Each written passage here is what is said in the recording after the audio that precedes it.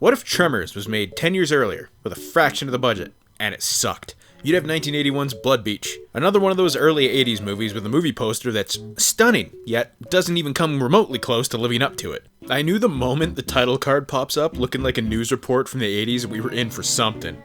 I don't know what, but something. Like breaking news! This movie's balls! So the premise of this movie is simple. Something under the sand is eating people on a beach. I bet you didn't see that one coming. I love that when the first victim gets eaten, she's like screaming bloody murder, and this chick just like closes her window. Like, God, would you just shut up? So like I said, despite the poster being gruesome as all hell, there's very little blood in this movie. Most of the deaths are on the same level of intensity as like Indiana Jones when they fall into a snake pit or quicksand or something. It's pretty dumb. However, there's one scene that I will never forget, and that's the one in which a dude tries to, have the surprise sex with a woman on the beach and ends up having his old twig and giggleberries eaten by the monster.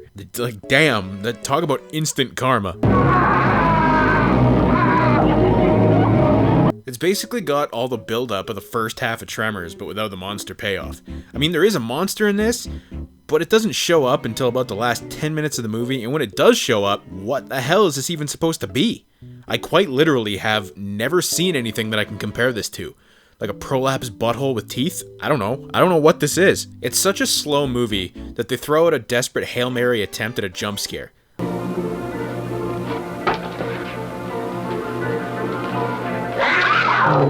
Why did that cat sound like a jaguar? It's like the jumping cat is one of the most cliched jump scares of all time, and they like saw that and they were like, alright, how can we amplify this tenfold? I know, jaguar. Now, I wasn't really able to track down the exact budget that this movie actually had, but I'm almost certain most of it went to the cast. There are a crazy amount of, hey, it's that guy, guys in this movie. John Saxon's in this, who had quite a career, but is probably best known from his role in Nightmare on Elm Street by most horror fans.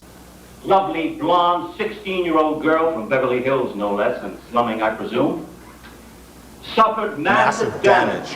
But my favorite, hey, it's that guy, is Burt Young. Fucking Paulie. And the best part is, he basically just plays Paulie again. But if Paulie was a cop. I love it. Honestly, it's probably my favorite part of the movie. There's also a great scene where these two are talking, and it's supposed to be like a pretty serious scene. But the music in the background is just like... She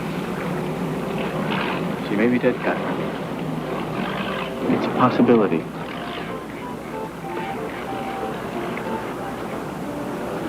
And the ending, bruh, it's so short and sudden that I looked away and I actually missed it the first time I watched it, and then I had to rewind it to watch it again. But this is probably where the rest of the budget went, because it's about the only exciting part of the movie. And that's Blood Beach. It's painfully slow. Doesn't live up to its premise. I think I'll give it like a 2 out of 5, leaning more towards a 1 than a 3. Mainly just because it's hard not to like when Saxon and Young are on screen. They're always great, and I love that Burt always has this look on his face like he resents that he even has to be there. It's awesome. If they weren't in this, it would be a lot worse. But apparently this movie's got like some sort of a cult following. I don't get why.